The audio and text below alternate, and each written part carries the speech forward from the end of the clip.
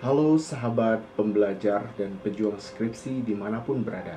Pada video kali ini saya akan membagikan 5 mitos sidang skripsi yang sering menjadi beban dan menjadi momok psikis bagi mahasiswa yang akan melanjutkan ke tahap sidang skripsi. Sebelum lanjut nonton video ini sampai akhir, silakan klik tombol subscribe yang ada di samping. Kemudian jangan lupa hidupkan tombol untuk mendapatkan notifikasi yang paling terbaru dari update video channel ini. Dan juga silakan berikan komentar untuk hal-hal yang ingin Anda dengarkan di kemudian hari. Baik, yang pertama, sidang skripsi bukanlah ajang pembantaian atau butchering pawns.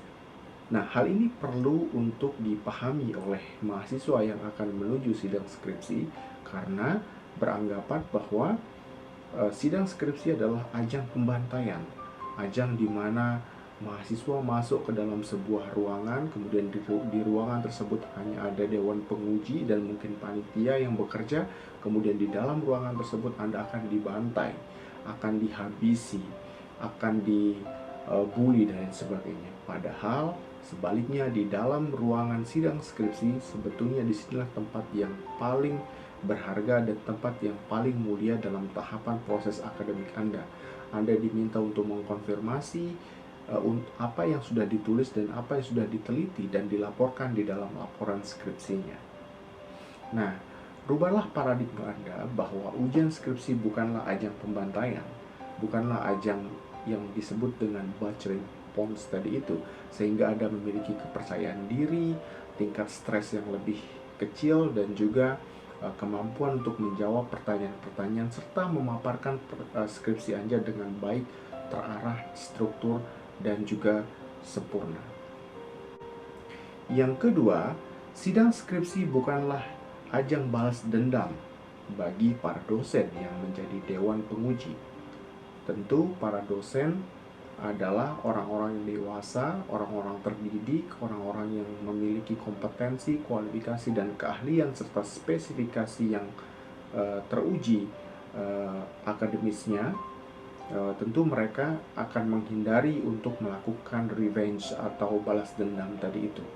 Bisa jadi mungkin pengalaman satu atau dua dosen pada dulu waktu zaman kuliah S1 atau sedang sidang skripsi mungkin mendapatkan masalah atau tidak begitu mulus jalannya untuk menulis skripsi atau bahkan di dalam proses sidangnya. Tetapi saya yakin semua dosen adalah orang-orang dewasa, orang-orang yang sadar, orang-orang yang profesional. Mereka tentu akan tidak melakukan hal ini. Terlebih di era yang sekarang semua serba digitalisasi, dipantau, direkam, dan juga bersifat kolegial kolektif. Bukan hanya satu orang dosen, tetapi ada mungkin 3 dewan penguji.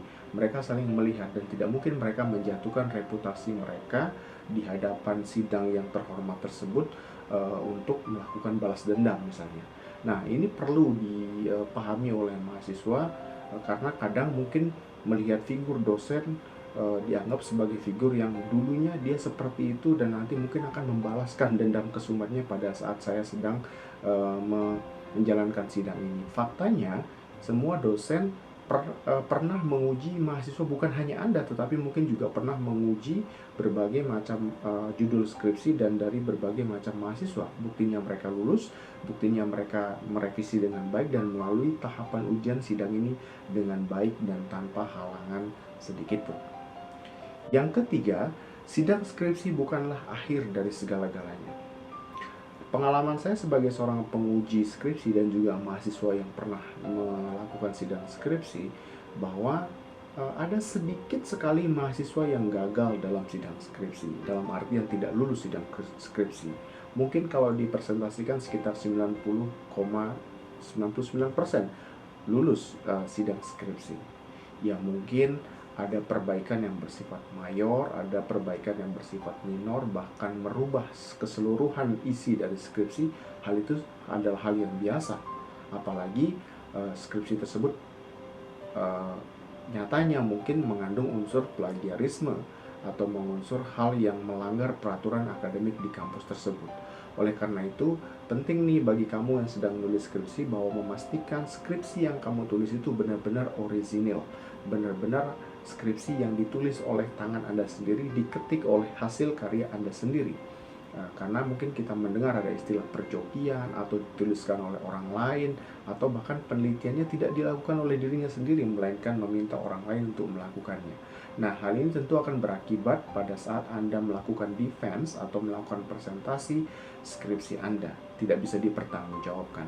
Tapi selama skripsi tersebut memang hasil jerih payah Anda sendiri, dilakukan dengan proses yang terstruktur melalui bimbingan oleh para dosen pembimbing, dan dilakukan dengan penuh kesadaran dengan baik, pasti hal ini bisa dilalui dengan baik. Masalah perbaikan, baik itu besar atau perbaikan minor, bahkan merubah keseluruhan dari sini, itu hal biasa.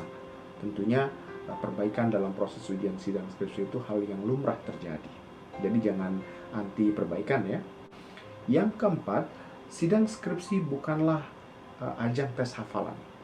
Satu skripsi minimal terdiri dari ratusan halaman, bahkan kalau dihitung dengan lampirannya bisa 200-an halaman lebih.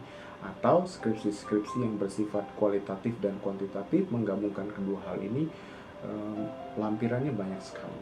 Tetapi Anda tidak harus menghafal isi dari bab 1, pendahuluan atau latar belakang, sampai dengan di simpulan di bab 5, atau bahkan menghafal instrumennya dan juga lampiran-lampirannya. Jadi sidang skripsi bukanlah ajang tes hafalan atau tes memori Anda, bukan. Sidang skripsi diminta Anda untuk melaporkan substansi dari penelitiannya, kemudian memaparkan perjalanan dari proses penelitian ini, dari proses identifikasi judul, mengajukan proposal, mengumpulkan data, menguji data, membuat simpulan, dan pada akhirnya melaporkan keseluruhan proses skripsi tersebut secara substansial atau secara komprehensif.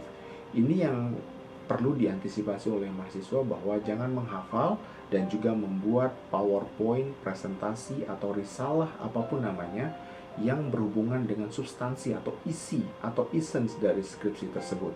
Nah, masing-masing kampus tentu memiliki pola naskah akademik dan juga cara sidang skripsi yang berbeda sesuai dengan peraturan akademik masing-masing.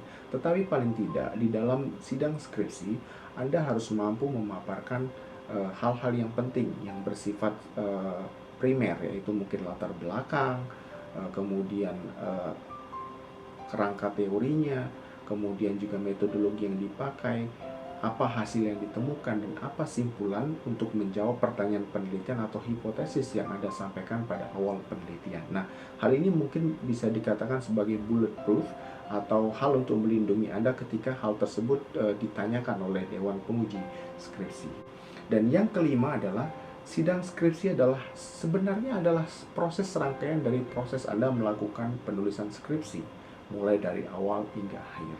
Jadi, sidang skripsi bukanlah hal yang bersifat terpisah atau independen dari proses yang lain, tetapi melainkan adalah bagian dari serangkaian proses yang Anda telah lalui, dari proses Anda menulis judul, membuat proposal, mengumpulkan data, menganalisis data, kemudian menginterpretasinya, dan pada akhirnya melaporkan temuan tersebut di dalam dokumen syah yang disebut dengan skripsi.